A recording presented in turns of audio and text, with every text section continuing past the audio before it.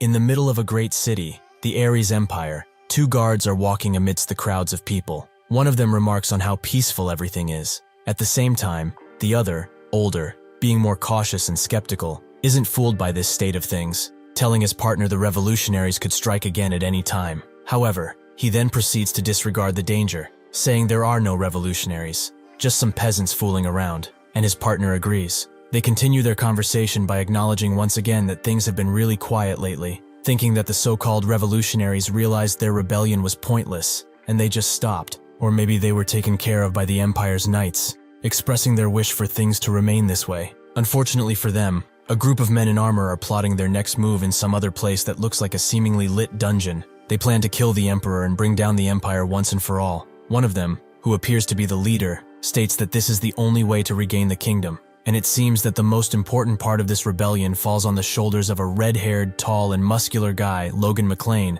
to protect the sacred text at all cost. Logan says that he is aware when some other dude bursts into the room saying that Logan is for sure a patriot. He doesn't understand what he means by this, and asks the guy to explain himself. He does so by telling Logan that countless people were sacrificed to take and protect the secret text from the Empire, and that being in possession of that book makes you the #1 target of the Empire's military. And so by doing this horrendous job, he becomes a patriot. However, Logan cuts his expectations short, telling him that he didn't volunteer for that job, to which the other guy replies that his role is indeed given to him simply because of his proficiency in the ancient tongue. Still, the fact that he's doing it without complaining is also patriotic enough. Logan shouts at the guy, making him tremble in his underwear, telling him that what he's saying is an insult to his other comrades, and that his motives don't lie within patriotism, but revenge. He proceeds to tell his life story, how he was a good-for-nothing loser, always growing up in his brother's shadow. Ranyan, an image from his past appears, a fight between him and his brother, in which Ranyan emerges victorious.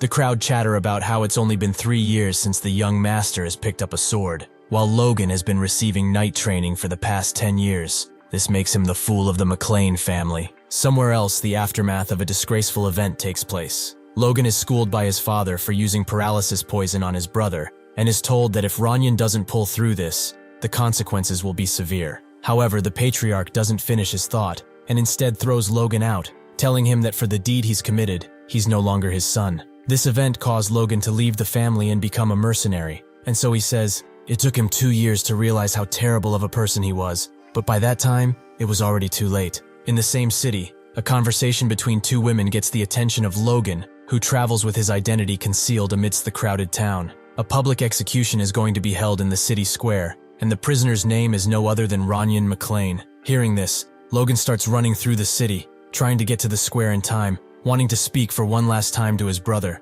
praying that he's still alive. However, when he gets there, what he sees makes him sick to his stomach. A guard is holding Ranyan's head up for the crowd to see. The guard shouts for everyone to hear that this is the end of a fool who dared to stand up against the Empire, while everyone is cheering for the death of Ranyan. Logan decided to take revenge on the Empire for killing his family and taking away his chance to beg for Ranyan's forgiveness. At the palace, Logan is followed by a group of armed guards as he manages to steal the secret book, but it seems that now he doesn't have a way out. He fights and manages to kill some of the guards before he gets surrounded and his surrender is demanded. Logan looks around, realizing it might be where he meets his end, and thinking that he has no other choice, pops a magic marble that explodes, killing everyone instantaneously, himself included. A manifestation of Logan's conscience is shown, and what he's thinking is depressing. Looking back on his life, he can only see all the regrets he has, and how he lived with one purpose, the need for revenge, taking comfort in the fact that he at least got to fuck those Empire bastards over. However,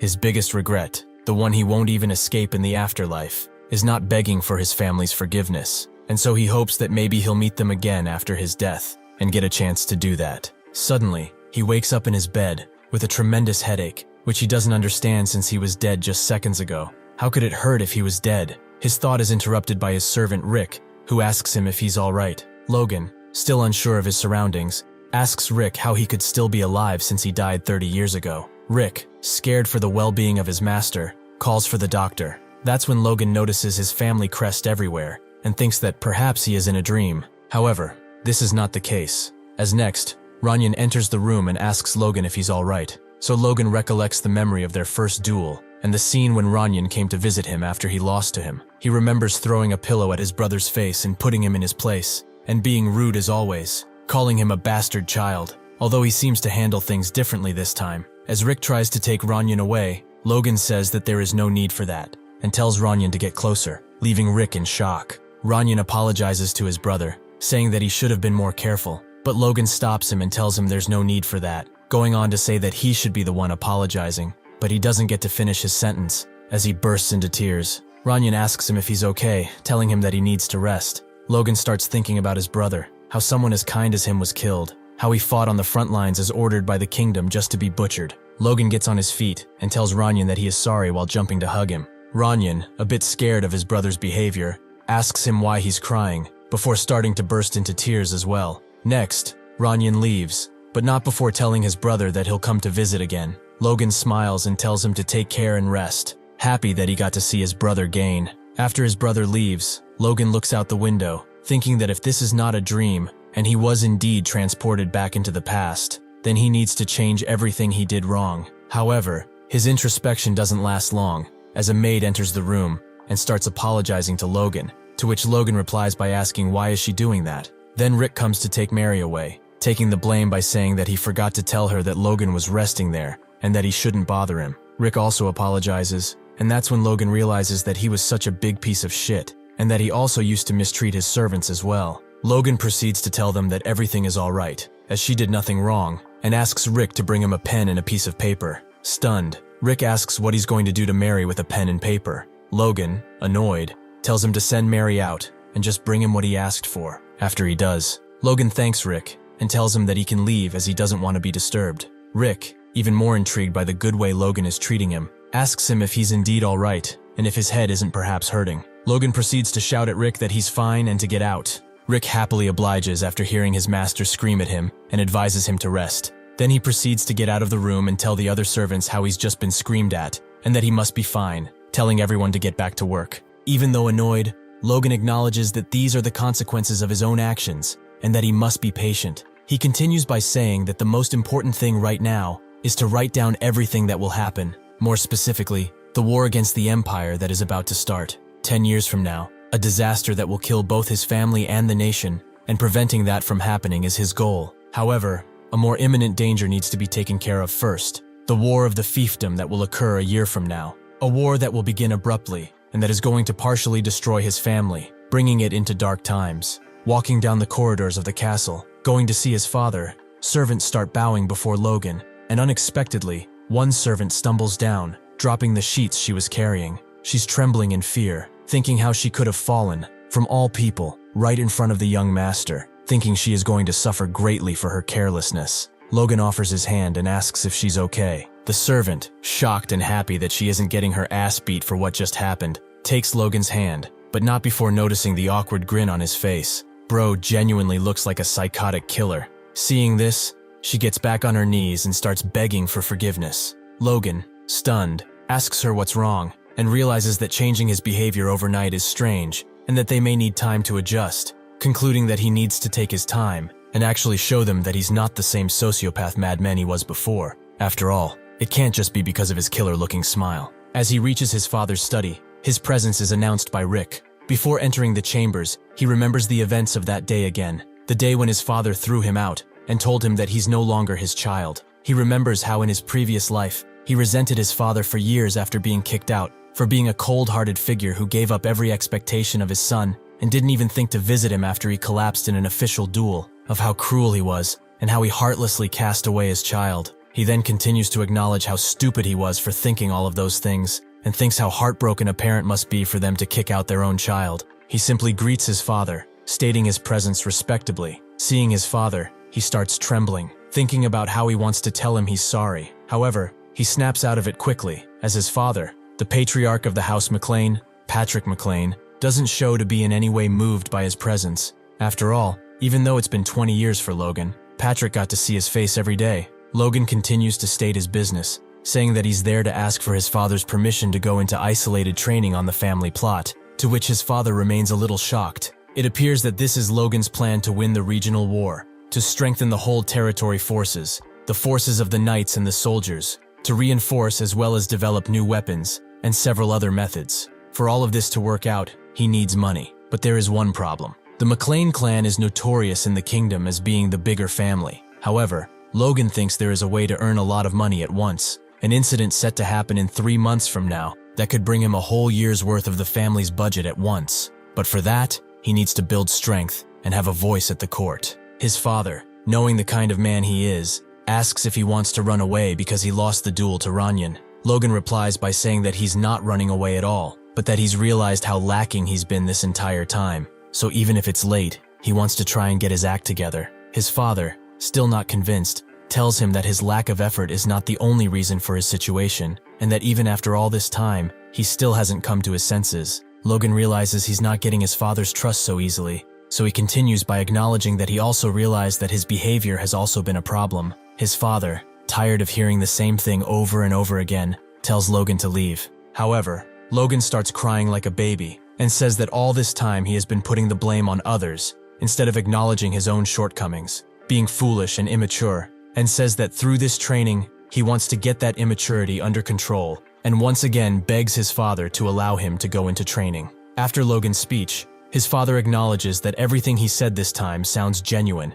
and not like a lame excuse, and asks Logan for how long he's going to be training. He replies that his set time is around 3 months, and his father asks if he thinks this is enough time to catch up to Ranyan. This is not Logan's goal, but he simply chose a short amount of time to do his best. With a slight smile on his face, his father sees the change that occurred in Logan's behavior and allows him to go into training. Logan thanks and tries to leave the room, but his father stops him and tells him to keep in mind that it's still spring, so the family burial grounds can get too cold for sleeping, so he should take care to stay warm. Logan thanks him and leaves for his training. A few days later, Logan is on the training grounds, where only immediate McLain family members are allowed, so no one will come to disturb him. And besides that, the large area it constitutes makes it perfect for solitary training. It seems that the training method he plans to use is secret, and no one can know about it just yet. The Divine Sword Secrets. In his previous life, Logan memorized the entire book and then burned it, so the Empire wouldn't get his hands on it. A magnificent book with a golden hawk on its cover, being burdened with the sacred passed down by the hero of ancient times, who slayed the evil dragon that used to rule this world. He transcribed the book using the Independent Army's secret code, so that no one else except him could read it. If what they wrote in the Book of Secrets was true, then after mastering the power of the Divine Sword, not even Empire Aura Masters, or even Archmages would be scary anymore. He continues by saying that before he regressed, because of his age and talent, it was too late for him to learn all of this, but now he has a chance. The basis of this power is modifying the body itself using life force. Then he must focus this force on the heart to create a so-called core. He says that this is a hard task for an average talent, and that in his past life, his body would have already broken down by that stage. But just as he thought, after regressing, his force appears to have evolved in all aspects, and so, after 3 days and nights of hard work, he is stunned to see that the core is already being made. It seems that while the core is being crafted, tremendous amounts of dense energy are bursting forth as if his whole body is soaking in rain after a long drought. He proceeds to take out his sword as if the contents of the secret book are correct. His constitution and senses have taken a complete turn, and everything changed in a way that's suitable for wielding the sword. He says that even though he doesn't understand how the core of the force has been crafted so quickly, it means that at this rate, after 3 months, he can get even stronger, and so he goes back to his training. Until the last day of his training, it appears that Logan has learned only one of the 10 sword techniques recorded in the Book of Secrets, the sword that cuts through time and space, a technique called time-space slash. And with the single core he has in his possession, which is a 1-star core, this is the only technique he can use, so he swears to succeed at it at all costs. A slashing wave goes down. Logan is sweating like a horse, but he did it. He managed to learn and use his technique to its full potential and cut a big tree in half, and he is very proud of it. Logan says that this power is way beyond his imagination, and that isn't a technique that a newbie Force user could pull off, and even though he is worn out after just one strike,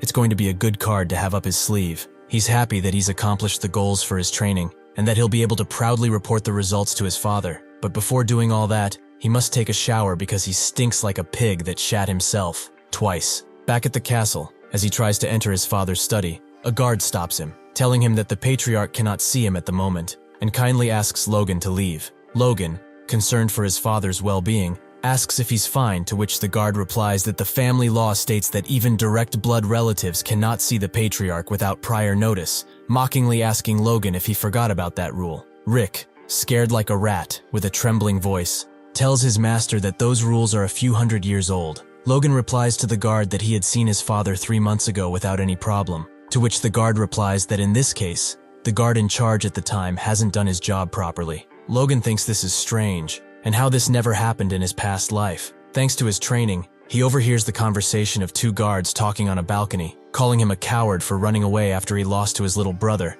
and saying that the knight knows he can't let out a squeak, and even if anything goes wrong, the guard will easily manage it himself. Logan realizes his reputation has hit rock bottom while he was gone training, so much so that even the family's knights take him for a fool. The guard tells Logan that next time should give prior notice before coming. Logan is disrespected and thinks that the situation is troublesome because he wants to show everyone that he has changed and to continue this change gradually. He asks the guard what his name is while taking something out of his inner breast pocket. The guard, thinking about what he's reaching for, replies that his name is Dominan. Logan continues by restating the events that just happened, how Dominan stopped him from seeing his father by invoking an old family rule that is dead, and how he humiliated him with a consistently insolent attitude. The guard is shocked by what Logan is saying and thinks about the sudden change in his character. Logan then proceeds to challenge Dominant to a duel by throwing a glove at his face. Everyone is looking down on the scene amazed, while Logan is taunting Dominan, telling him that he couldn't believe that he would have his tail between his legs against a rumored coward,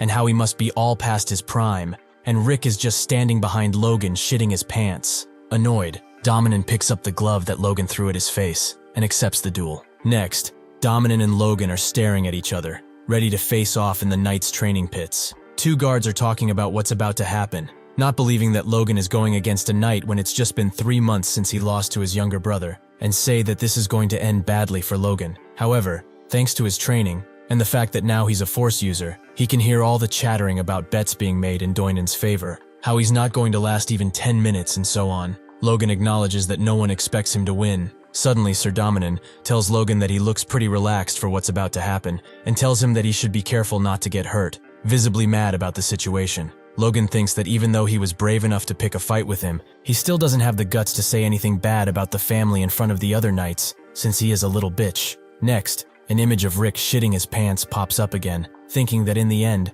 the young master has decided to fight with Sir Dominan, and that is probably their last day on Earth because they are screwed if he loses, then proceeds to stop breathing because of how scared he is. The referee appears and declares that the official duel between Logan McLain and Sir Dominan is about to begin, and that for the sake of safety, only wooden weapons will be used. The referee thinks introspects about whether he should be going through with this. However, there's nothing he can do, as Logan is being stubborn and isn't giving him any options, then proceeds to think that even though they are limited to wooden weapons, knights are mainly for users, so they could easily kill someone even with a wooden sword, then proceeds to start the duel, thinking that whatever happens isn't his responsibility anyway, and even though that is the case, he hopes for Sir Dominan to take it easy on Logan. As the duel begins, both fighters distance each other and take on their fighting stance. To the other knight's surprise, Sir Dominan starts charging his aura, and everyone is stunned by this move, using the force against a normal guy, which seems to be a rather brutal move. Rick thinks that this should even be considered cheating,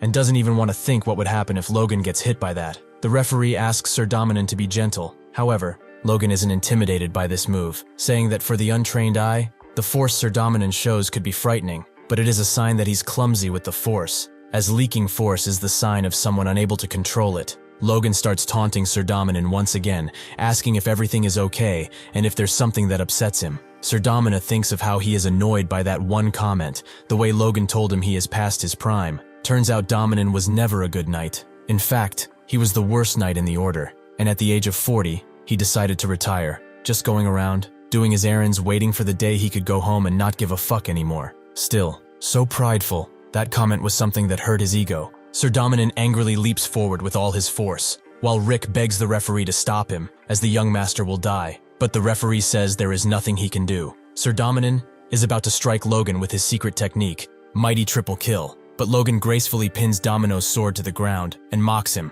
telling him that if dares to call himself a knight, he must do better than this. Everyone is stunned by what just happened. It was so fast that no one even saw the moment Dominan was defeated, and no one knew that Logan was a force user. Logan calls upon the referee and says that he wants to give Dominan a second chance. The referee is okay with this, and asks Sir Dominan if he's okay. Dominan thinks about how something like this is possible. How could he be weaker than that kid? He picks up his sword, and once again he tries to strike Logan, but he gets hit in the face like a rug instead and falls on his back. Logan acknowledges that even though he even gave him another chance, it's about time that he tucks his tail between his legs. And as Sir Dominant is about to admit his defeat, Logan strikes him again, saying that he has shown more than enough mercy for a vassal who tried to rebel against a superior, and that whatever is left now is punishment. He continues to strike Dominant repeatedly, as the others look in disbelief, thinking how cruel Logan is. The knights remain astounded, and don't understand how such a change is possible in such a short period of time. Both his force being awakened, and his sword skills appear to be the same as for someone who has been a swordsman for decades. Eventually, the massacre stops, and Logan is declared the winner. Later in his father's study, Logan and Patrick start talking. His father tells him that what he has seen is impressive, acknowledging his awakening, and asks what happened during his training. Logan thinks about the fact that his father was watching, not thinking that he would, and tells him that he just got rid of his greed and let go of everything. As he kept training with that mindset, at one point, he could just feel the force filling up inside him. Logan introspects that even though it might sound like a lie, this is a realization he gained in his past life, that only after giving up on avenging his family, he could become a force user, and how he only awakened after turning 40. His father seems impressed that the simple realization did that to him and says that he has truly changed, however, is mad at him that after this realization, his first action is to assault a knight. Logan argues that the man deserved it, and asks his father if he heard the full story from the other soldiers. His father tells him that he did, but still, he doesn't think that those measures were necessary. Logan says that it was, leaving his dad stunned, as that man was trying to fool the blood of his lord and make a joke out of him, and if left unchecked, he would have become a poison to the family's discipline. He then proceeds to think about how a hierarchy is the pillar that allows an organization to run, and when the hierarchy is shaken up, the organization itself falters. Besides, the one thing he realized after living as a mercenary for 10 years is that when it comes to a group of men with weapons, if you're reining them in, you have to make sure that you do it in one strike, and that today's event will be a lesson to the other knights. His father goes on to say that Dominant is definitely largely at fault since he forgot his duty in the first place and tried to fool Logan. But what Logan did was too much of a gamble, and that he should restrain himself for the time being. Logan is stunned to see that his father is forgiving him so easily, as this was not the case in his past life, and his father, seeing this jokingly, asks if he wishes a punishment, to which Logan replies that he's good. His father goes on to say that he's not accepting what he did as right, and that he also tells him that he is never to do something like this again without permission, since he hasn't even officially received his rank yet, and Logan respectfully says that he'll keep that in mind. After that, his father proceeds to tell him that his fiancée, Rena, is going to be visiting soon. Logan seems to be taken by surprise by this news. However, this is not the case, since what he's experiencing is not a surprise but actually excitement, as his payday is closer. Soon after, Princess Rena Wolf is presented to us. Every maid looking remains speechless, and all the guards are jealous of Logan. As she approaches, she gracefully greets Lord McLain, saying it has been far too long, and inquiries about his well-being. The patriarch, stunned by Rena's beauty, comments on what a beautiful lady she has become since the last time he had seen her. Rick also looks at her from afar, and is stunned to see her all grown up like this, and yet, he looks at Master Logan, who doesn't seem at all impressed by her presence. Rena says that she has a letter entrusted to her by the Count, her father, and so she begins reading it. The letter is addressed to Baron Patrick McLain, and it appears to be so boring that for the next 30 minutes, even the guards almost fall asleep. However,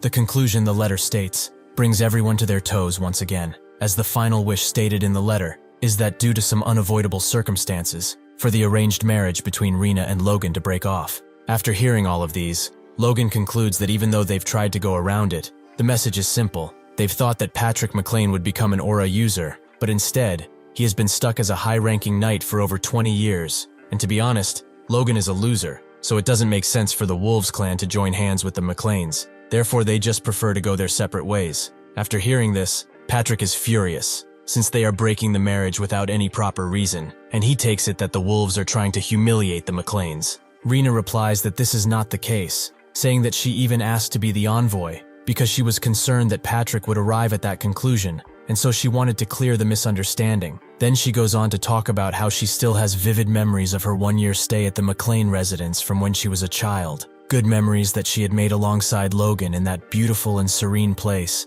and that she does not wish to abandon those cherished moments that stayed with her for so long and that she considers so precious. However, even though that is the case, there is nothing she can do, as she is bound to her family, and she has no choice but to follow the decisions of the higher-ups. So the next best thing she can do is to come there and apologize to Logan and Patrick in person. Everyone is stunned by her words, saying that her heart is just as beautiful as her face. Everyone except for Logan and his stepmother, Marion Kairos. Marion asks Rina plain and simple what exactly is the reason for this breakup, saying that she would like to hear about those unavoidable circumstances. While this is happening, Logan thinks about his stepmother, how she is the biological mother to Ranyan, and how she has always regarded him as an enemy because of the matter of succession. Therefore, Logan thought she wouldn't involve herself in the matter. However, it seems that the family's honor is a different matter for her. Rina once again apologizes and dodges the question by saying that she is unaware of the reason for which this breakup is happening, and argues that she is only someone who shall marry and become part of another family.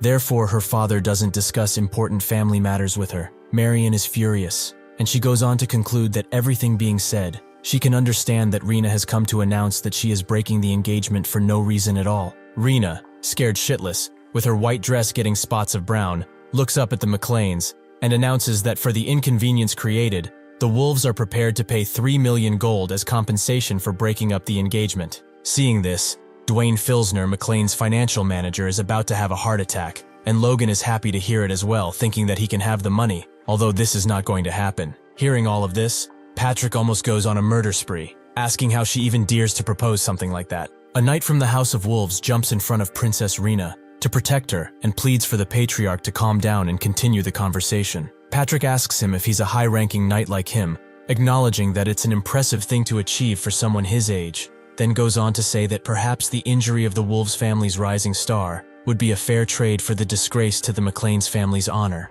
The knight goes on to say that his master, Kyron Wolves, named Lord McLain an honorable man, and said that he wouldn't persecute the young princess or a junior. Rina then goes on to speak, saying that she does not wish to buy honor with money either, and asks them to accept the gold as a gesture of sincere attempt to maintain the friendship between the two families, despite the unavoidable criticism that is to come from these circumstances. Lord McLain clenches his teeth, thinking that if he presses any further in the matter, he shall become a man without honor, and realizes that this is exactly why Kyron sent those young ones. Patrick goes on to say that a visitor is a visitor, be him a jinx as well, and that the McLains are not persecuting their guests. However, he's not going to accept the Wolves' one-sided offer either, and in exchange for breaking up the engagement, House McLain only requests one thing: for the envoy, Princess Rina Wolves, to courteously apologize to his son, and that he will also refuse any other type of compensation. After all this has been said, Logan intervenes, saying that as the person concerned in the breaking of this engagement,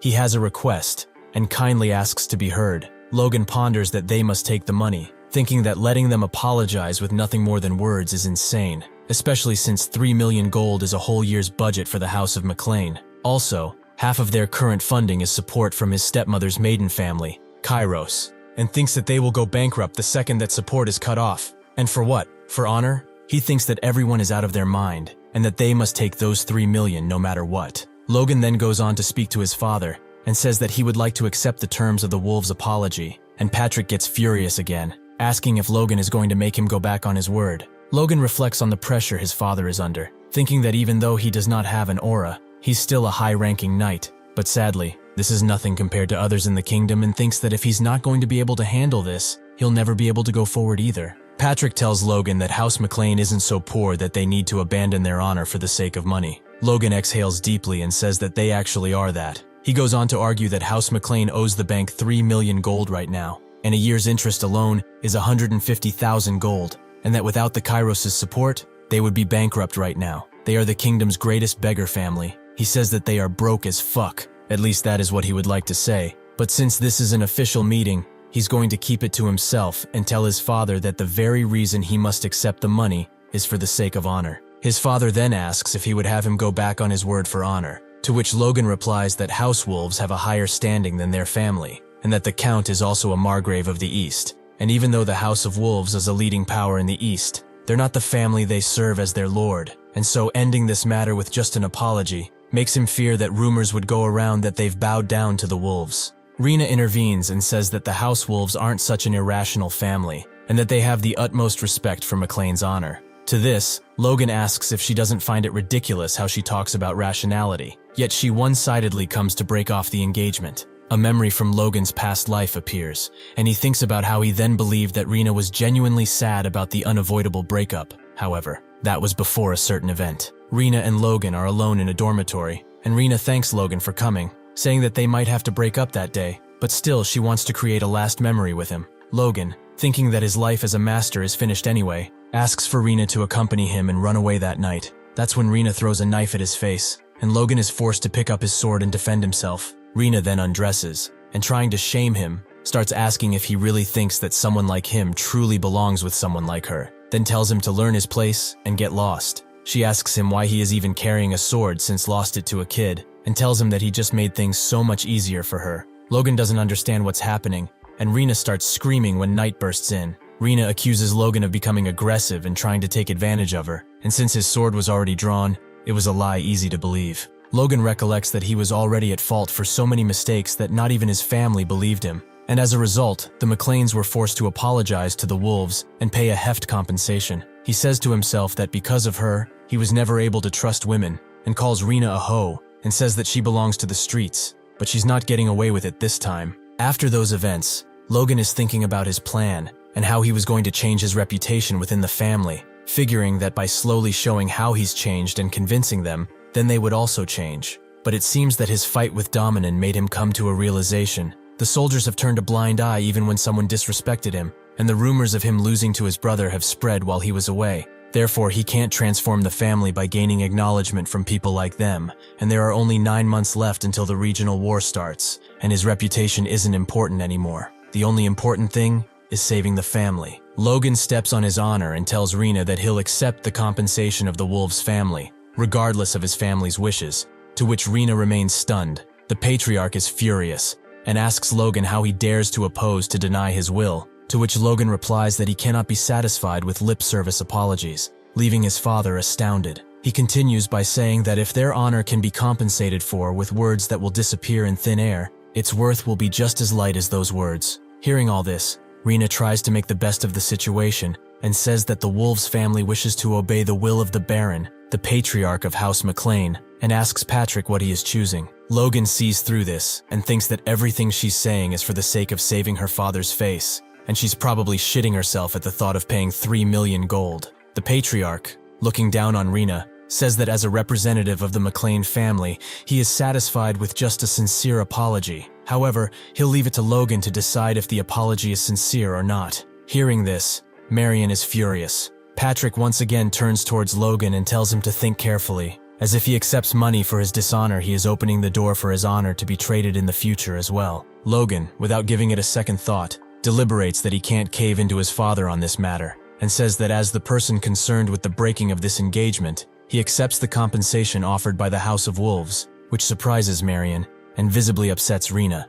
After Logan makes his choice, his father, disappointed, says that he thought Logan had become a little better, but actually, he changed for the worse, and says that is his fault for not teaching him the true value of honor. Logan, even though he's not telling his father directly, ponders that everything he does is for the sake of the family. In his room, after he receives the hefty compensation from Rena, Logan is disturbed by a knock on the door, thinking that is Rick and inviting him in, but instead Dwayne enters the room, the financial advisor of the family. Seeing him there, Logan thinks about what he's up to. An inner monologue of Dwayne is presented, reminiscing how he, as the financial advisor, had to run the McLain estate on an ever-shrinking budget, dealing both with the soldiers who demanded new weaponry and also with the servants who were running low on winter supplies. How he had to make up for the lack of money by begging the patriarchs-in-law, not knowing if he was the financial advisor or a king of beggars, thinking that if this hadn't been his hometown, he would have resigned a long time ago. However, right now, he has the chance to be comfortable for at least a few years,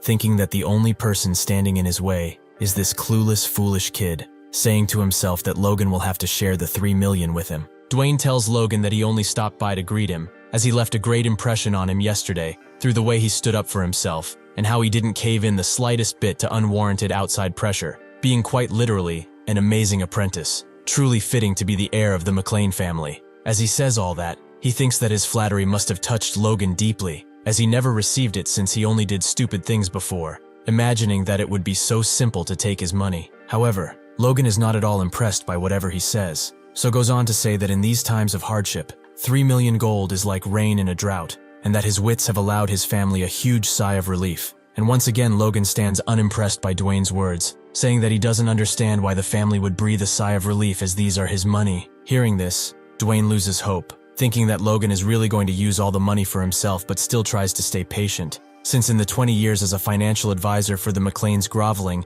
has already become a normal habit of his, and that this situation is no different. And so he starts crying, leaving Logan a little shocked, and making him ask if the family's situation is really that bad. Dwayne goes on to tell Logan that he doesn't know if he's aware or not, but the family does the Coopers Bank 3 million gold, and wants to continue by saying that the interest alone is 150,000 gold, but he doesn't get to finish his sentence, as Logan intervenes and completes it for him. Dwayne, stunned, asks if he knew that already, and Logan replies that the interest shouldn't be a problem, as right now it's harvest time, and he should be able to pay that with the money made from the crops. Dwayne tries to persuade him that even just running the barony generally costs a lot of money, and that they are always on a tight budget, and tries to say that if he could help them a bit, things could change, but is again interrupted by Logan, who doesn't want to hear anything about it. Dwayne asks why wouldn't he help him, as he thought that he opposed the Baron for the sake of the family. Logan says that he agrees with him, and he'll use the money for the sake of the family, but not for the immediate costs of running the barony. Instead, he needs to prepare for the future. Dwayne,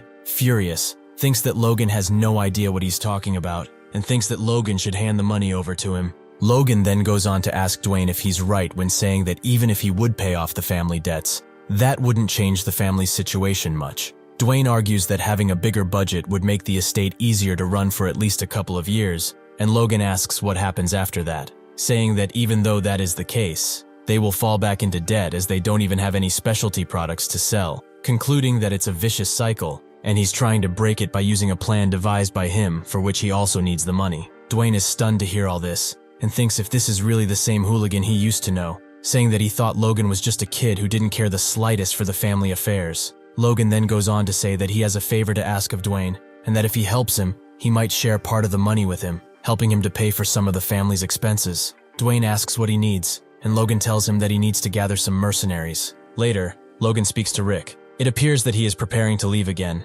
and Rick asks where on earth he is going and says that it hasn't even been that long since he came back from solitary training. Logan replies that he is leaving to make money, to which Rick says that he already has a lot of money, but Logan says he needs more. Rick goes on to say that for sure the Patriarch won't allow him to leave right now, as the atmosphere in the castle is tense, to say the least, to which Logan replies that he's not going to ask his father, and that he's just going to snake out. Rick is mortified by what he hears, but Logan doesn't care, thinking that if he can't overturn his reputation right now, it's impossible to change anything, so he has to gather forces from the exterior. Luckily, he is familiar with what is happening on the outside right now, as if it's just around the time he was kicked out of the family in his previous life, and concludes that his first move is to seek out a certain man. Rick tries to talk some sense into him, saying that he's not thinking straight and that becoming a runaway at his age wouldn't bring anything good for him. Logan is annoyed by Rick's persistence, and Rick asks what is he supposed to do if he just runs away, and tells Logan that if he's really going to leave, he might as well step on him on his way out, which he is about to do since he doesn't really care. Logan tells Rick that everything is going to be okay for him, as he is going to write a letter to his father, so no one will blame him. Rick asks what he is going to write, but Logan only smiles at him, and Rick sighs in relief. After Logan left, Rick took the letter to the Patriarch, and he looks like he's about to make the beaches of Normandy look like a fucking joke. The letter opens with a greeting to the Patriarch, and goes on to say that heartbroken by the engagement, decided to leave for some air, and that he will be back soon, signed by Logan McLain. After this, poor Rick just cries, and wishes for Logan to come back. A history of the McLain family is presented, and so it seems that even just 200 years ago, the McLain family wasn't in the position it's in now. The vast and extensive country stretched from the neighboring Turson Viscounty to the Sylvan and Perna Viscontis, as well as the Bifrost Plains were revered as the ruler and lord of the southwestern area of the Grandia Kingdom. But until the current Lord Patrick McLain, the useless work of the last 3 generations of ancestors caused their title to be demoted with the size of their territory greatly decreased.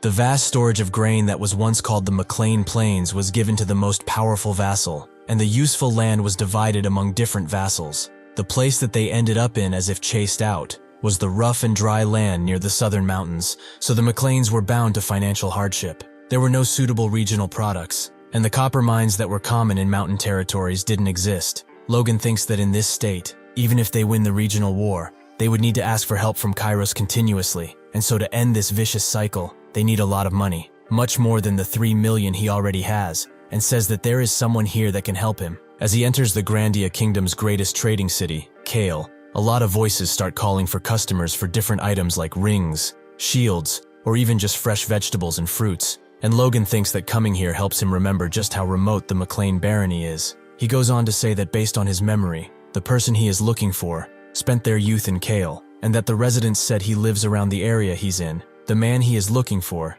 is Goldbug Philip Claude. A description of the Empire is being depicted. The strongest nation within the continent, the Ares Empire, is a strong centralist nation based on the merit system. Therefore, as long as you are talented, regardless of gender or age, you have the chance to succeed, being a nation where you can enjoy power and riches, even as a foreigner, a person who is not a citizen of the Empire. A perfect example of that is Grandia Kingdom's Philip Claude. He is one of the wealthiest merchants who moved to the Empire and is the continent's greatest war merchant, called the Trader of Grandia Kingdom. However, in reality, even while being called Goldbug, he would support those from his home country and use his money to create the miracle of Grandia sovereign dominion. As he's strolling the streets, Logan sees a person on the streets and wonders, could that be him? The kid in the middle of the streets has just been scammed and thinks about how he's going to live from now on, since he doesn't have any money left. Logan watches him thinking how he heard that his business failed because he got scammed, but seeing it himself is more horrible than he ever imagined. While the kid thinks about ending it, Logan approaches him trying to make his acquaintance, asking if he is Philip Claude. Philip replies that he indeed is, and asks who Logan is, thinking that by his future, red eyes, and strong gaze, he might be dangerous. Logan says that he would like to talk to Philip for a minute, but Philip is still skeptical of Logan, wondering how he knows him. At that moment, Philip feels a strong emotion in Logan's eyes, one that the businessman Philip had seen countless times, that being greed. Philip goes on to theorize that by his timing and how he's wearing old armor, he's a mercenary gangster. Logan tries to make his motifs known, but Philip loses it and starts screaming that his payment date is not due yet, and that his commercial property sale will proceed to arrive in 3 days, so he should come back then. Logan assures him that he's not there to receive any of his debts, but Philip barks like a mad dog and tells him once again that his sales haven't processed yet, and tells Logan to go away. Once again, Logan tries to calm Philip down and tells him that he's not there to collect any money, but instead to invest money, leaving Philip shocked, asking if by that,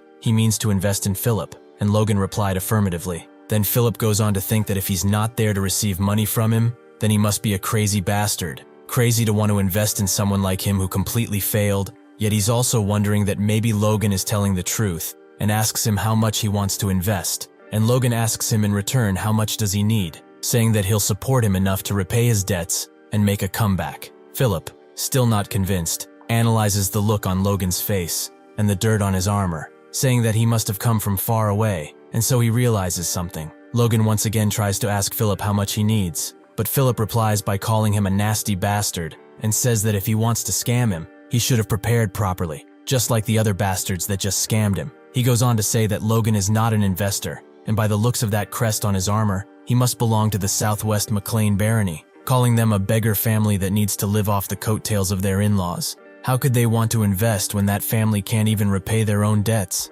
Also, he tells Logan that if he got caught impersonating a noble, he'd be executed, and says that anyway, he chose the wrong person, as he is really broke. Logan analyzes things from another perspective, thinking that even though he's at the bottom, Philip makes quite astute judgments, as expected from a future magnate, and wonders how could he appease him, while Philip is whining in the middle of the street that he doesn't even have enough money to eat or die, and at that moment Logan gets an idea. He asks Philip to pay attention to him for a second, and shows him his aura, leaving him perplexed. Philip thinks that someone who's a genius like him, who has awakened force at such an early age, would be so stupid to throw it all away for the sake of a scam. Philip apologizes, saying that a lot has happened to him, and that he is a little sensitive, and asks what was his business with him. Logan says that he wants to hire him forever, paying his debt as a freebie. Philip is once again skeptical, asking if the McLain family even has the money for something like that. Logan asks how much his debt is, arguing it must be around $250,000, saying that he'll pay his debt and give him an additional $300,000,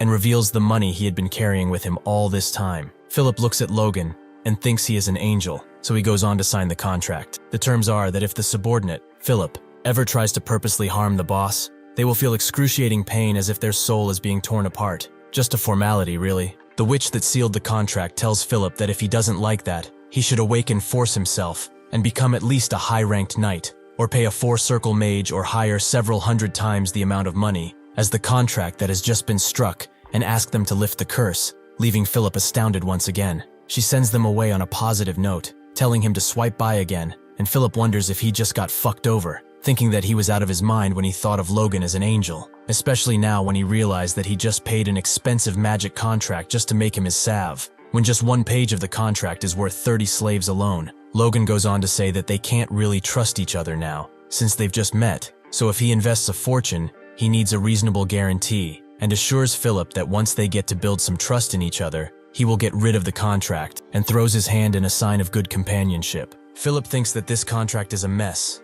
with no detailed period of time or conditions, but he has no other choice than to trust Logan for the time being.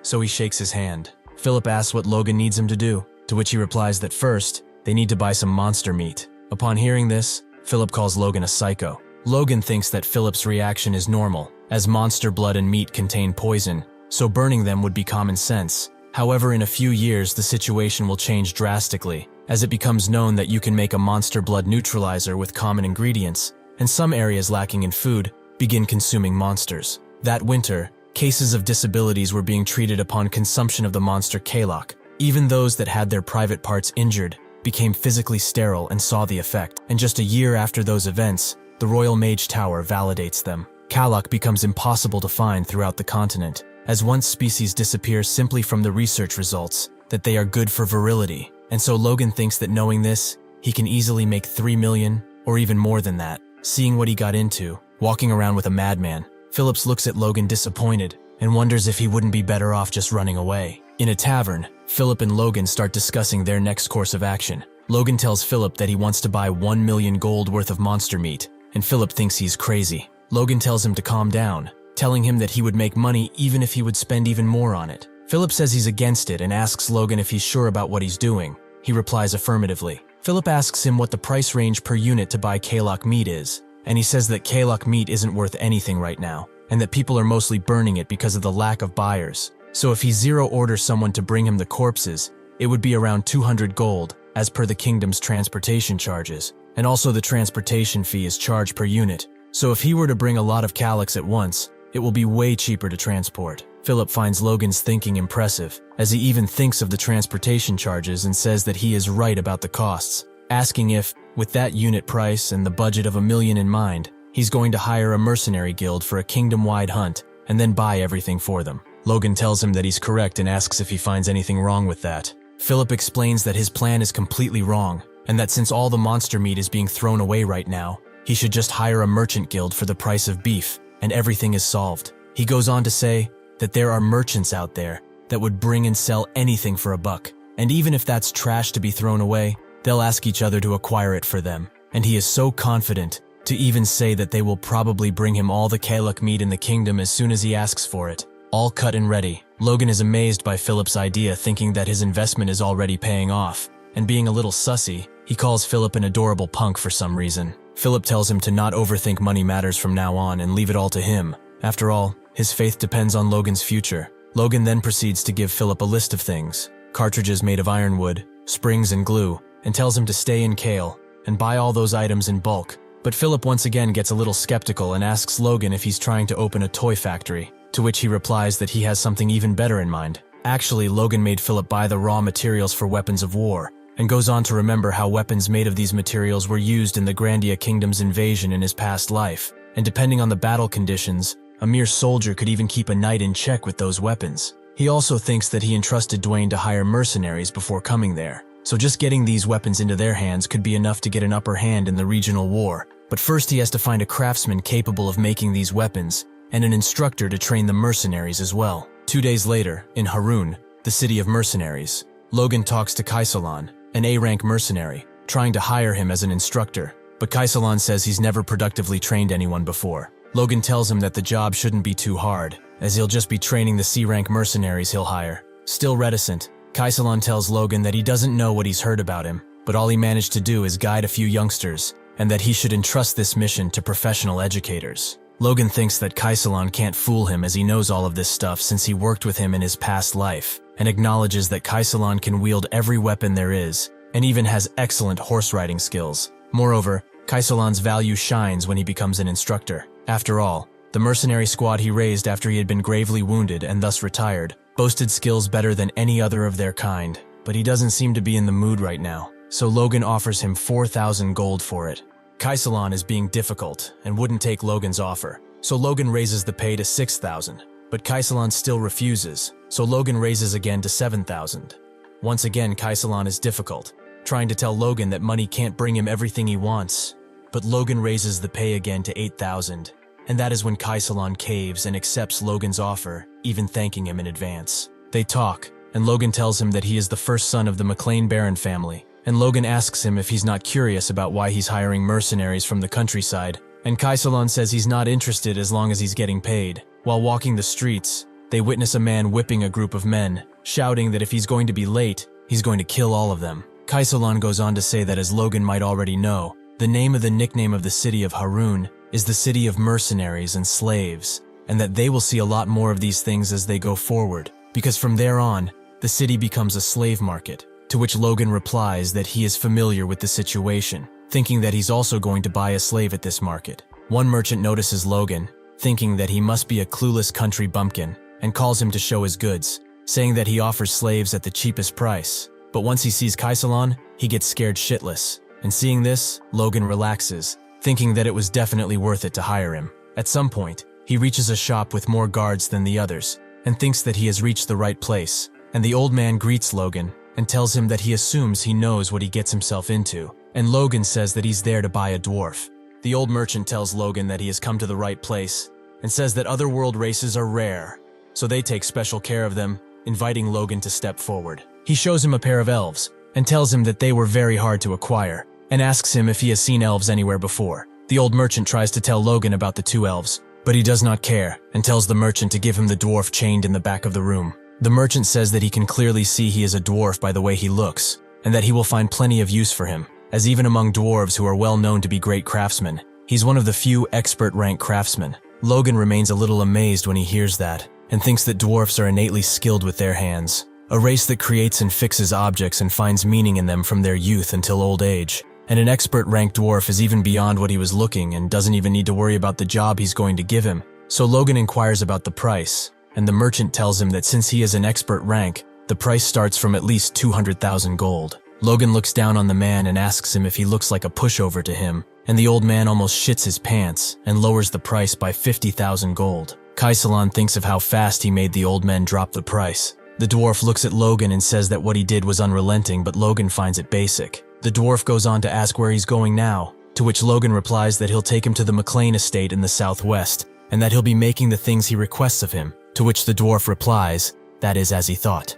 Dwarves are known to be skilled with their hands, but that is not the case for slave dwarves, because despite being the race of craftsmen, without passion they can't create a true work of art. And Logan thinks that he wants to instill passion in this dwarf, and tells him that if he does his best for him for the next 20 years, he'll send him back to the mountains, saying that 20 years is nothing to his kind anyway. The dwarf is happy to hear that, and wants to thank Logan, when suddenly another slave cuts himself loose and starts running away from his master, and Logan sees all this. However, he doesn't get far, as a soldier manages to catch him. It turns out that Logan finds that slave familiar, a blue-haired and blue-odd-eyed slave, and suddenly he remembers and accidentally speaks his thoughts aloud, making Kaisalon wonder what he's saying.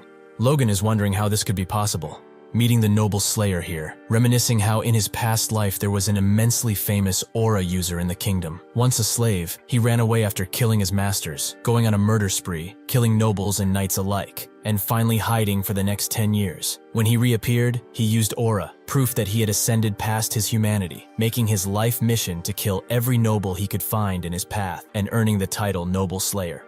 Logan goes on to say that the slave escape incident happened about a year after he became a mercenary, and so according to the timeline, he indeed would still be a slave right now. If he rescues that boy right now, he'll have a future aura user on his side. But the problem is that this guy is an unstoppable homicidal maniac. Logan thinks that if he becomes a lethal weapon that will slash his own allies, he can just lock him up. As the master tries to hit the boy once again, Logan draws his sword and stops his leg, and gets the master by surprise, and when he notices the family crest, he tells him that he must be a customer and becomes a little bitch. The slave master goes on to say how embarrassed he is, and says that the goods weren't listening, so he had to train them, and asks Logan how he can be of service to him. Logan says that he would like to buy some slaves, meaning the two children, but the master tells him that because they are both rare red and blue odd-eyed children, the price is hefty, and asks him if he's sure about it. Logan asks for the price, and the master tells him that is at least 10,000s for each. Logan thinks that a sturdy young slave costs around 300 gold,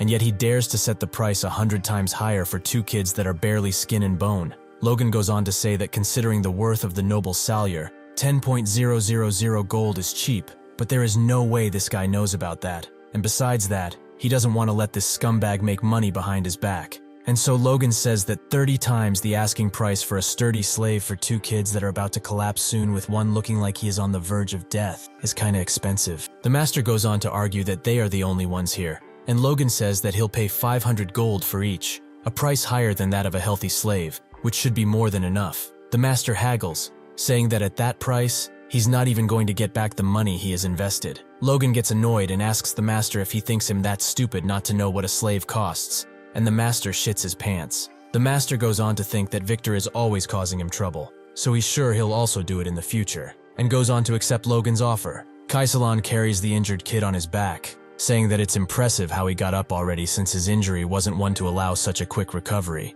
and Logan goes on to say that he truly got back on his feet in no time. What actually happened is that Logan has been releasing force along the way to heal the kid, which is even better than the magic of most low-level priests. However, he is stunned to see that the other kid might have detected his aura, while even Kaisalon failed to catch it, but he dismisses it as a coincidence. Victor jumps from Kaisalon's back and tries to attack Logan, but he doesn't even manage to get a punch in, as Logan catches him by the neck and tells him that if he doesn't know if he's full of spirit or just plain stupid, he goes on to ask if he understands the situation he is in, and asks Victor if he looks as weak as that petty slave merchant to him. He tells Victor that it's great that he's full of fighting spirit, but he should learn to pick his opponents wisely, and tells him that he hopes this will be the last warning he needs. He goes on to say that if he obeys, he guarantees that he and his little sister will be safe, but if something like this happens ever again, he will get rid of them both. He drops Victor, thinking that should be enough, and tells him that he plans on fostering him as a knight. Victor asks if he refers to him,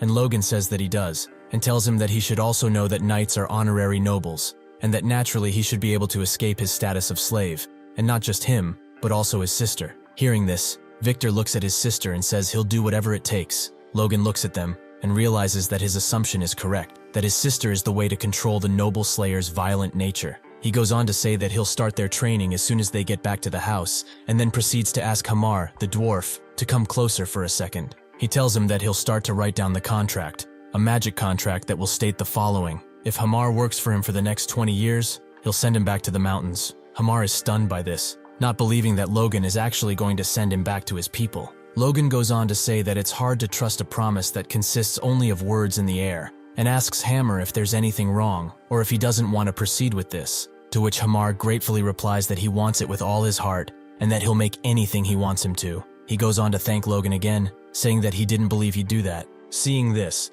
Logan thinks that if a contract was all that is needed to get him motivated, then he is the one in profit here, and goes on to acknowledge that he got everything he could possibly want from this outing, and even more, as he even manages to put his hands on the noble slayer, and says that the preparation for the war between the fiefs is going smoothly. However, at this point, Logan didn't know that rumors of his strange behavior had already spread in the entirety of the McLain grounds while he was away, that his reputation has hit rock bottom and was going underground, and that Rick was drowning in the mess trying to make amends, as he thinks what the hell is Logan up to.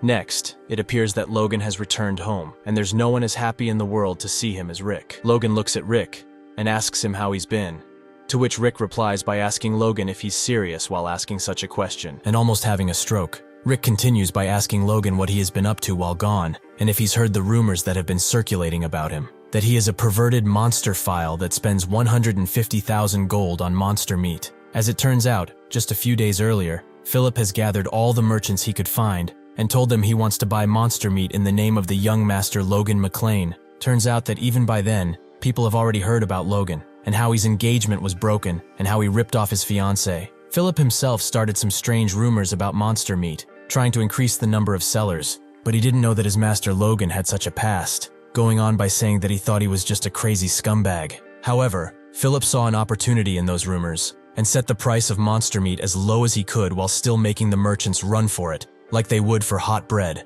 1 gold per kilo, saying that no merchant would refuse to sell trash to a scumbag who is willing to pay money for it. Then he went on to say that if they want money, they should bring him all the monster meat they can get. It appears that Philip's aggressive salesmanship thus resulted in merchants gathering monster meat, and rumors about Logan spread all throughout the fiefs near Kale as well. Hearing all this, Logan comments that Philip has done his job perfectly, and Rick is stunned and doesn't understand how Logan can laugh in such a moment, and then goes on to say that he should take a look at the faces of those that came with him and think of how many of the rumors they must have heard for them to look in such a way. To all this, Logan simply replies that he shouldn't worry, as all will be over soon. But Rick tells him that he shouldn't be so calm as next. He has to face the patriarch, and he is furious. In his father's study, Patrick asks Logan if he enjoyed running away from home, to which Logan replies that it was indeed a rewarding trip. Patrick goes on to tell Logan that he has heard rumors going around that he has been doing all sorts of crazy things, but he is glad that it has at least been rewarding.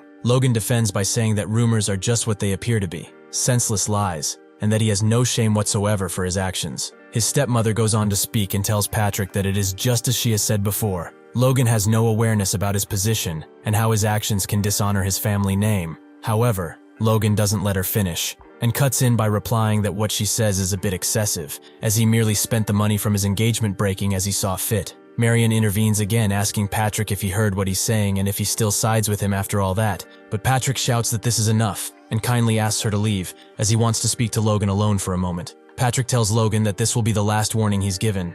Logan looks afraid as he stands before his furious father. Patrick asks Logan what he's thinking, and tells him that they need to have a frank chat about what is going on with him. Logan introspects, and says that his father won't let his actions slide this time, and goes on to tell Patrick that he wouldn't understand even if he'd told him. Patrick replies by asking Logan if by any chance it isn't him who doesn't want to be understood, and if Logan realizes what people around him are saying, that he is violent, cruel, money-obsessed, and even insane. He goes on to ask Logan how much longer he has to cover for him, and if there is such a time in the future, that he begs him to give Patrick a notice. That way he can at least make the excuse that he tried his best for the sake of Logan's dead mother. Logan thinks that he cannot believe Patrick brought up his mother in the conversation, since he never mentioned her in his previous life, not even when he was kicked out, and how maybe Patrick hasn't fully let go of his hopes for him yet. Logan asks his father to give him 1 year, and tells him that in a year, he will prove to Patrick the reasons for his actions, and once again asks him to grant him this last favor. Next, we see Patrick alone in his chamber, thinking about what just happened, acknowledging how strange the world favor sounds between a parent and child, and thinking that if Logan hasn't proven his words after a year, then he'll have to make a decision, as he is the patriarch of McLain before he is a father. A picture of Logan's mother appears, Raina, to which Patrick apologizes, saying that he does not understand what is going on with their son. Patrick monologues that he promised to protect him at all costs, and to raise him well, but in the end, he was too neglectful. As he walks the castle's halls, Logan meets his younger brother, and what he sees leaves him stunned. Ranyan has awakened the Force. Ranyan tells Logan that just as he thought, Logan caught up with him right away. Logan is happy to see that Ranyan has awakened the Force at such a young age, just 14 years old, and thinks that in his previous life, Ranyan's Force hasn't awakened until the war between the fiefs, but it awakened so quickly this time. Ranyan tells Logan that it's all thanks to him, and Logan doesn't understand what he means by that. Then Ranyan goes on to say that the knights were stopping him from meeting Logan when he returned, and that is when he awakened. It appears that he defeated the knights in the process of trying to meet with Logan. Logan starts laughing and tells Ranyan that he did a great job, and thinks that if he teaches Ranyan the divine sword secrets as soon as the Force stabilizes, then he can become much stronger than he was in his past life. At a cottage in the south of the McLain estate, Logan goes to meet Dwayne, and he tells Logan that the 35 C-rank mercenaries he was asked to recruit are all there. It appears that the mercenaries are mad at Logan, asking themselves if this whole thing isn't some kind of scam, since they were called there 10 days ago, and until then they've never met Logan. One of them ever remarks that a lowly baron family wouldn't dare to begrudge a mercenary guild unless they're crazy, and another one comments that they may never know, as the rumors about Logan have even reached them as well, and they are bad enough. Then they go on to comment on Logan's appearance, how he is carrying a sword and armor, trying to act like a soldier. Hearing everything, Logan thinks that he gotta pull on the reins with these rascals that fight for a living, or he will never get through to them. Logan then addresses one of the mercenaries and asks him if he thinks that wearing armor and carrying a sword is funny, to which the guy replies that he doesn't understand what he means by that, and thinks about how could Logan hear his comment from over there. Logan goes on to mock the guy by saying that you can for sure think that, but only if you have the skills to back it up. Then he tells the guy that he is only a lowly C-rank mercenary, and asks him what non-existent skills of his give him the right to look down on others. He then rhetorically asks if he offended him, acknowledging that even a lowly man like him has pride, and tells him to step forward. Logan then makes a bargain with the guy, telling him that if he manages to hit even a single blow on him, he will let him leave right then, and also pay him an entire year's worth of money, making it a promise with the honor of a noble at stake, and says that everyone there is a witness. The mercenary steps forward and tells him that everything being said is great for him, since now he can't go back on his word, and looks down on Logan, trying to scare him. How could you scare anything with that ape face, though? The crowd starts to comment on the mercenary's size and ask themselves if he might perhaps be a B ranker, to which another guy replies that he isn't yet, but he might get there after this job. Hearing this, Logan huffs and realizes that this must be the reason for which the mercenary is so confident. The mercenary tells Logan to take the first blow, and Logan replies by telling him that he will regret this decision. However, the mercenary disregards the danger, telling Logan that he has been using a sword so much longer than him, so he shouldn't worry about that, and asks Logan if he needs an upper hand by any chance. That is when Logan charges his force and punches the guy in the face. Everyone is stunned to see the sheer force of this blow, and it seems that Logan ended this duel in one blow,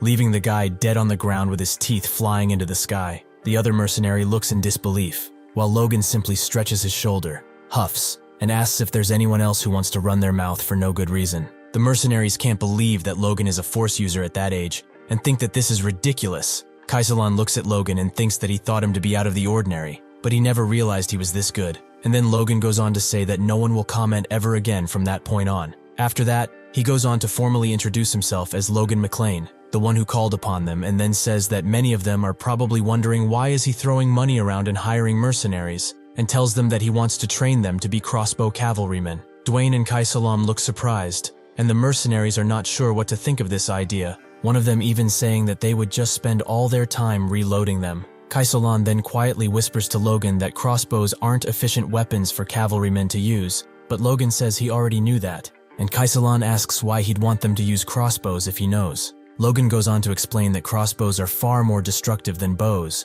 but for the inexperienced shooter it takes more than a minute just to load. But if you are on a horse, you're going to run out of firepower in just a minute, even if you're carrying 3 or 4 loaded crossbows, and it's no wonder they're baffled. Logan tells Kaisalan that even though he thinks that he is blowing money cosplaying as a soldier, he must train them thoroughly first, as he will find out the reason for this later, and as a last comment says, crossbow cavalrymen will be a great force for McLain, even for beyond the forthcoming war between the fiefs. Kaisalan is not sure what to think, but accepts his master's request. A few days later, Logan looks at a piece of paper in his room, and thinks that out of the 350 mercenaries they've hired, only 312 have passed the simple qualification test, and says that it's good enough. Then someone disturbed him. It appears to be Hamar, who wants to ask Logan what is on the piece of paper he has been given. Logan tells him that it's a schematic of the crossbow he's going to make for him, and continues by saying that it's probably crude to the eye of a professional. Logan thinks that it's a weapon he used for decades in his previous life,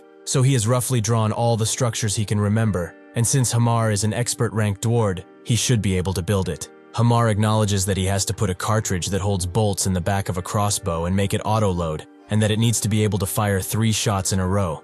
Than asks who the hell came up with such a stupid idea, to which Logan replies that he did, and Hamar looks annoyed. After that, Hamar goes on to say that it is a marvelous idea, but with the twisted string in a structure like this, the strings won't hold up and they'll break. Also, if you put a wooden box like this behind it, it's going to be uncomfortable for the shooter as well, and asks Logan what he is going to do about that, to which Logan replies that this is not his problem, and that Hamar needs to solve it, and upon hearing this, the dwarf looks furious. Logan tells him that it was a joke, and goes on to say that he must reduce the size of the bolt to reduce the cartridge itself, and tells Hamar that he's right in saying it's a one and done, and instead, they can make the cartridges prefabricated and have them reload every time you shoot, and that they will call them magazines for convenience. Hearing this, Hamar is stunned, and says that even for a skilled shooter, a crossbow can't fire 2 shots in a minute, and that it would be like a weapon that's beyond our time, and Logan thinks that this is because that is a weapon created in the future. Hamar then tells Logan that to think all it takes to make something like this is a cartridge, spring, some wood, glue, and a bowstring.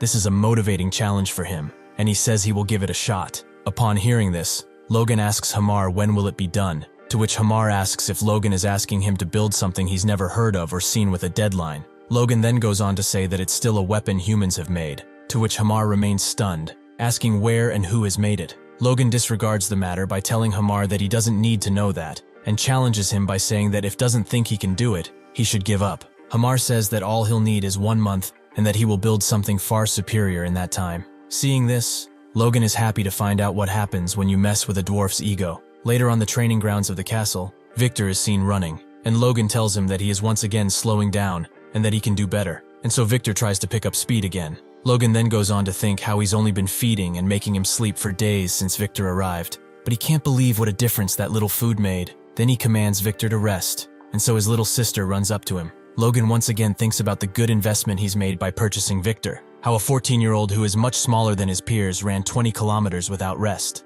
saying that he is really talented after all. But what he loves most is his grit and perseverance to the point where he feels no worries about nothing. It's now clear to him that he wasn't the noble slayer by nature. Rather, that huge change in his life was probably because of his sister. Logan swiftly ends his thought and tells Victor that the rest is over and that it's time for the next training session. He throws a sword in Victor's hands and tells him that from now on, they'll be learning the Grandia Kingdom's sword technique, which every knight trainee in this country learns. Then he proceeds to ask for Victor's attention to demonstrate. Logan grips his sword tight and slashes the air with power. However, Victor seems to be unimpressed by this and thinks that all he wants to do now is pass out and sleep. Still, he bites his lip and thinks that if the price for this good food and a good night's sleep is exhaustion, then he'll do everything he has to. He then picks up his sword, just like Logan did, and cuts through the air flawlessly. Looking at this scene, Logan thinks that what he did was perfect, just the same as his strike. Not just the movement, but every single breath, and he's only shown it to him once.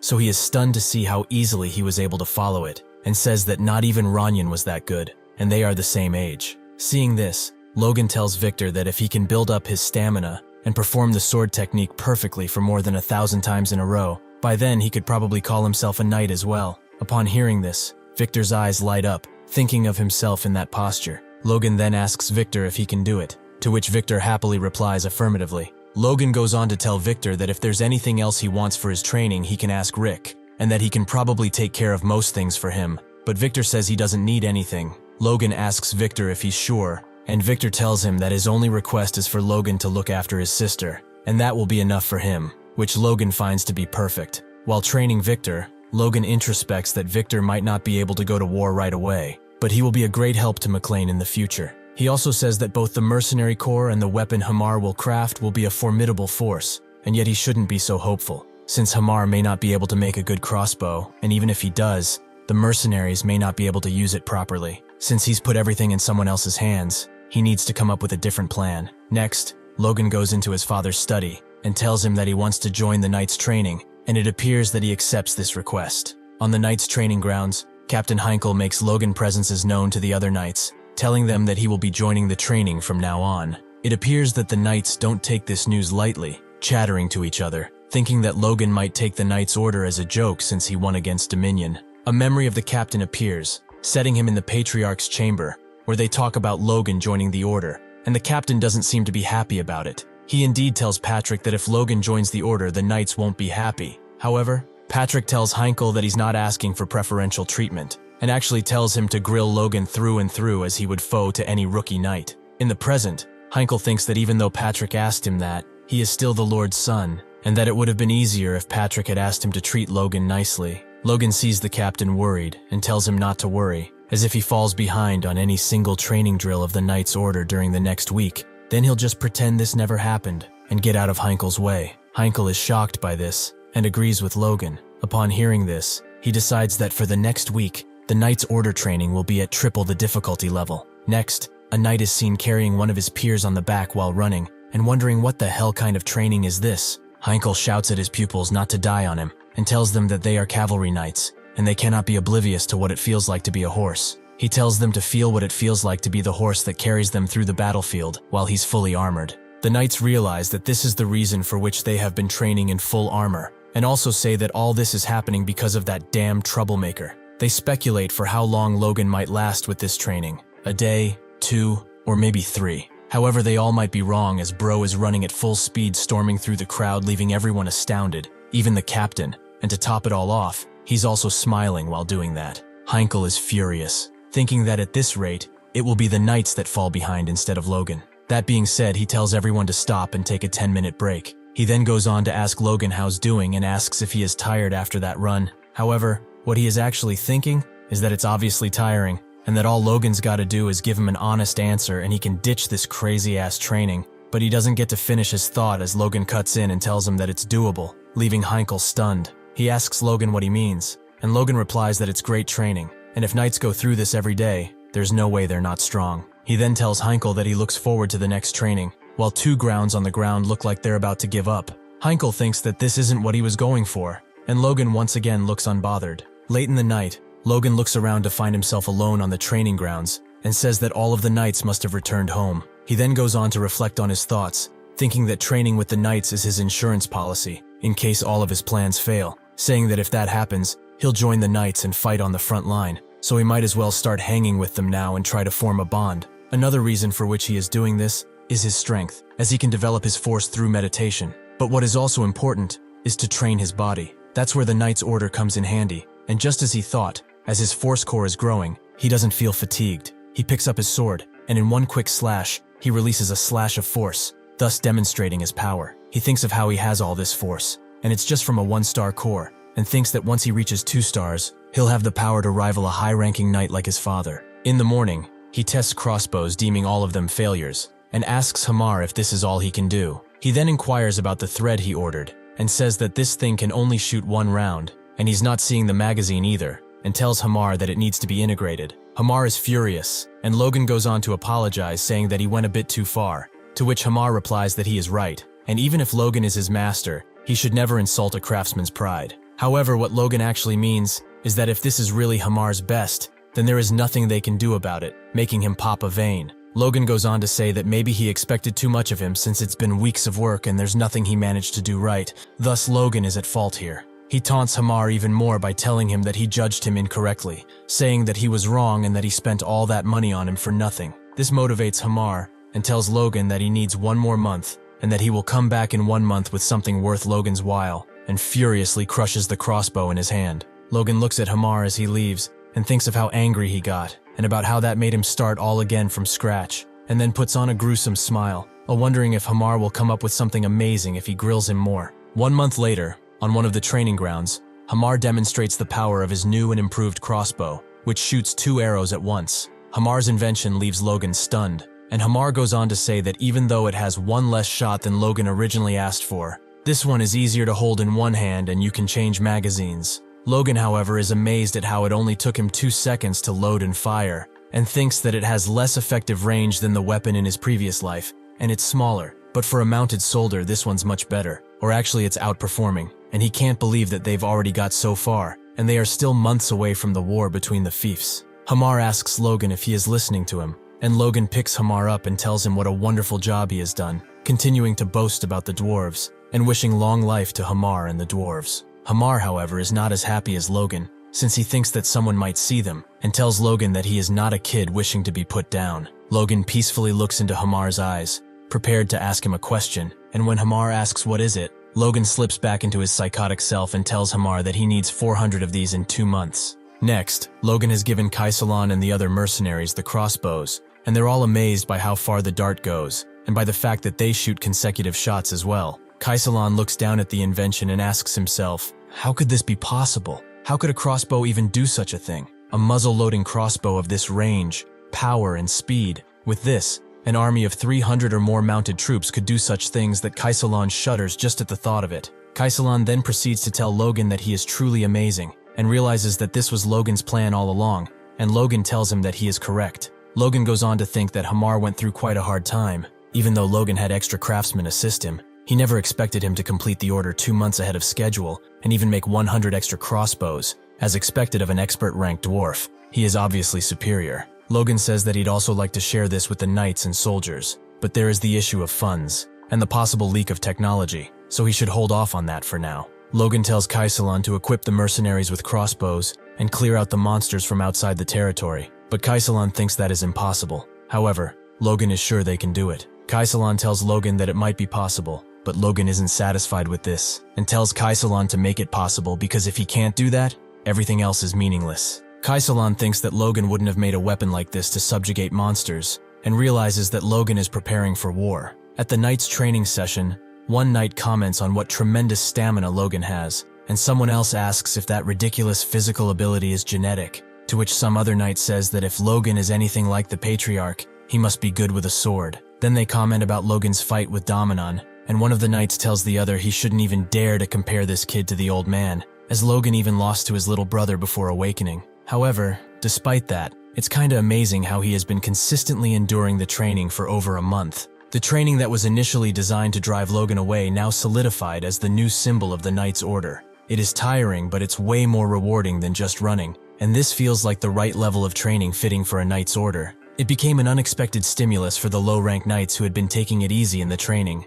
And also, the knights began to truly understand and empathize with their horses, and the bonds among the knights were strengthened as well. Heinkel thinks that he merely persisted with the training since the first young master wouldn't quit, but he can't believe all these results. His lucky charm walked in on his own 2 feet. At night, in his room, Logan thinks that after pushing his body hard with training, he will stimulate his internal consciousness with meditation. Therefore, the iterations are synergizing with each other, and he's making solid progress. And lately, he's been seeing signs of a shift in the Force. If he can improve his martial powers as per his expectations, he can surpass all the monsters he saw in his previous life. That's when something unexpected happens. Logan's core grows. Logan starts saying some gibberish, and Logan's core becomes a 2-star core. Logan says that now he has the basics to learn the next secret technique of the sword secrets, Iron Slash, Killer Iron Slash. Just considering the power that the first technique gave him, he is sure the second technique will be far more powerful than expected. And if he can just master that technique before the war, even a high-ranking knight wouldn't scare him.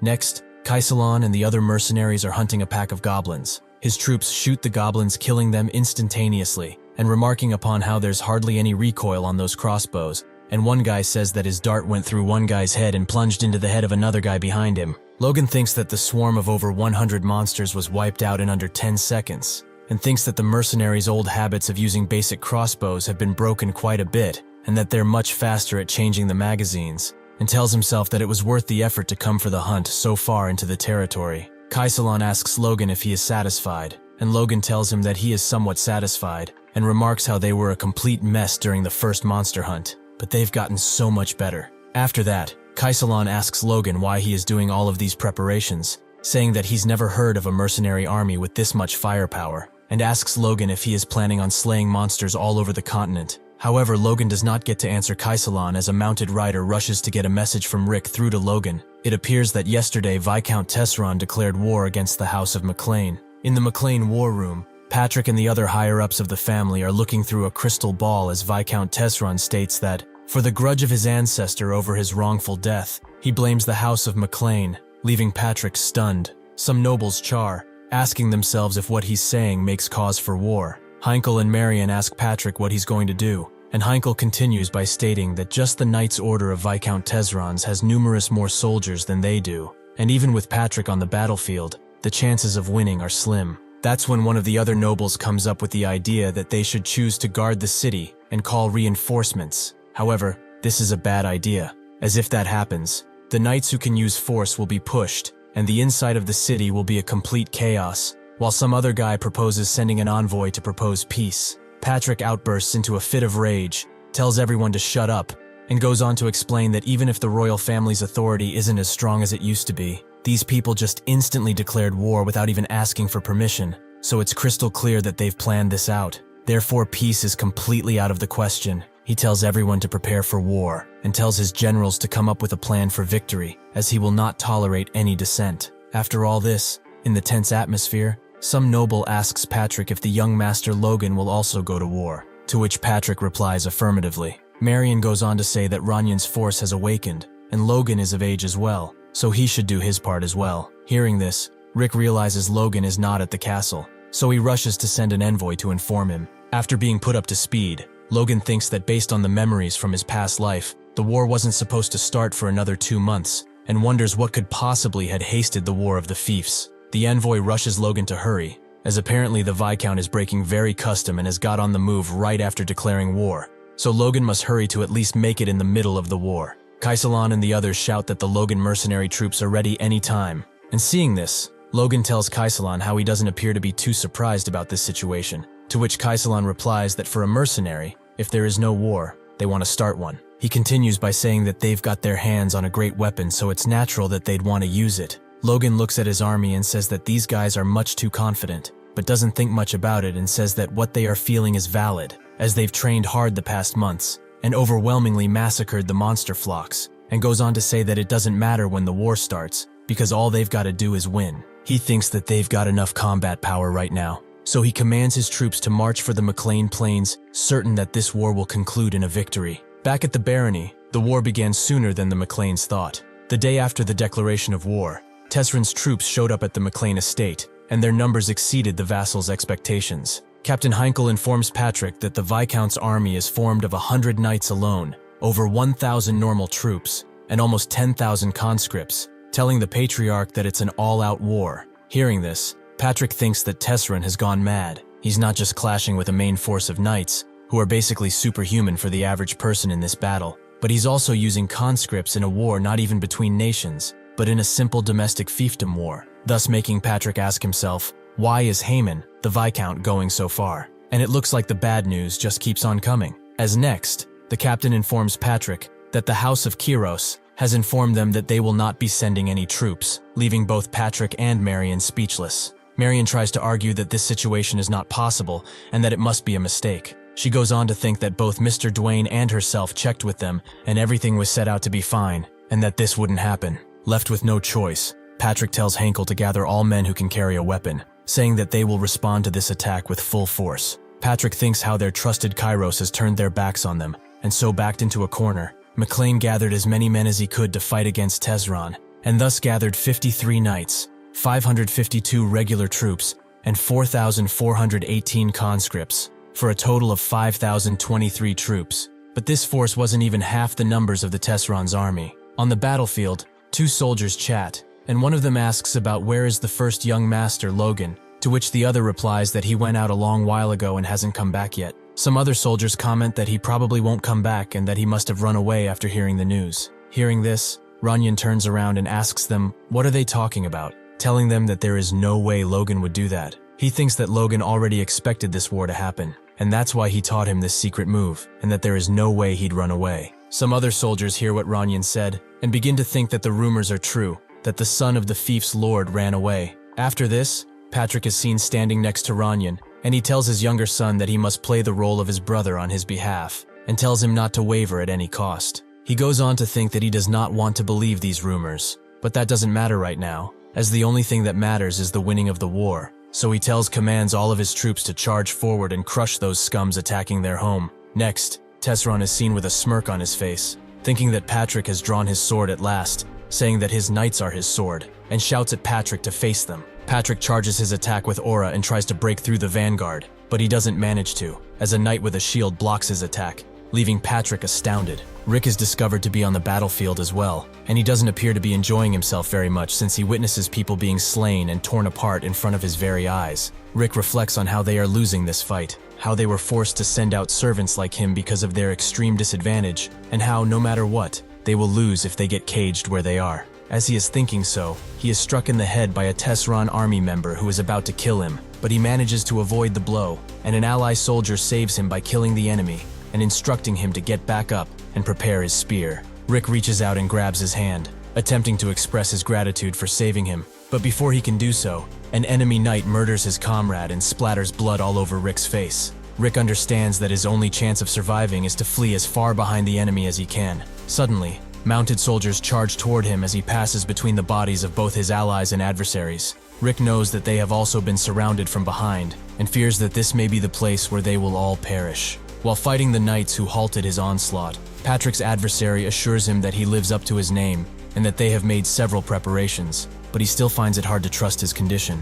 While observing him, Patrick considers how this man resisted his deadly blows that also contained force, and how he was surprised Tesran also had a high-ranking knight. He continues, reasoning that the other knights must be at least intermediate rank knights, and wonders if this explains why they do not fear him. Patrick asks them if they are the ones prepared to deal with him, to which the other knight replies by asking Patrick how he likes the preparations. Seeing that he is surrounded by 4 knights, he thinks that if he gets blocked there, so will the knight's order, and so he picks up his sword and charges toward his enemy, vowing that this will never happen. He clenches swords with the high-ranking knight, but he is attacked by some other guy from behind with a spear, yet luckily for him, he manages to dodge it. Seeing that everyone is just attacking him from all directions, Patrick asks them if they have any honor as knights, and calls them bastards for fighting dirty. However, they don't seem to know the word, let alone care about it, and one of them even says that this is his last struggle before dying, so they should just let him be. Once again, Patrick charges full force ahead, clenching swords with one of his opponents,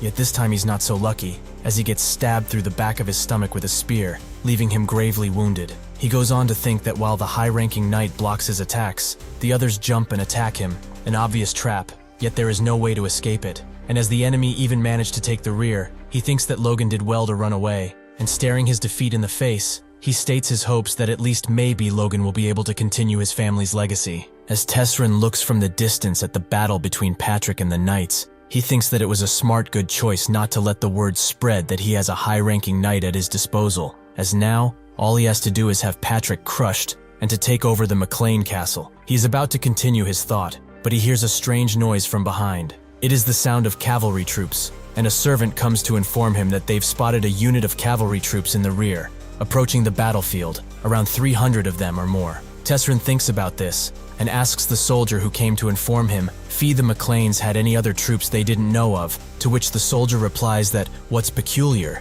is the fact that cavalrymen are not even carrying spears, but instead, the only weapons they have are small crossbows. Hearing this, Lord Tesron bursts into laughter, asking if by crossbows he means the weapons that the hunters use, and tells the soldier to get the rear soldiers and archers to get rid of them, as they are no elite troops, just some trash soldiers. As he says that though, an arrow flies through the head of his soldier, making Tesrin shit his armor. It appears that Logan has joined the battle, and he is really pissed to see what is happening on the battlefield, so he gives his mercenaries the order to fire,